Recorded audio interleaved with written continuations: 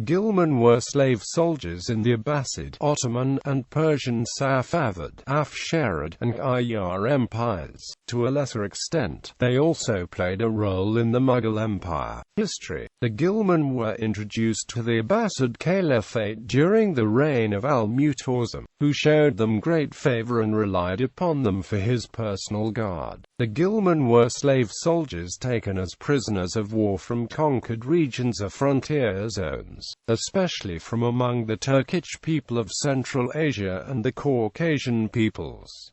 They fought in bands and demanded high pay for the services. They were opposed by the native Arab population, and riots against the Ghilman in Baghdad in 836 forced Mu'tasim to relocate his capital to Samarra. The Ghilman rose rapidly in power and influence, and under the weak rulers that followed Mu'tasim, they became king-makers. They revolted several times during the so-called anarchy at Samarra in the 860s and killed 4 caliphs. Eventually, starting with Ahmad ibn Tulun in Egypt, some of them became autonomous rulers and established dynasties of their own, leading to the dissolution of the Abbasid Caliphate by the mid-10th century. A ghulam was trained and educated at his master's expense and could earn his freedom through his dedicated service. Ghilman were required to marry Turkic slave women, who were chosen for them by the masters.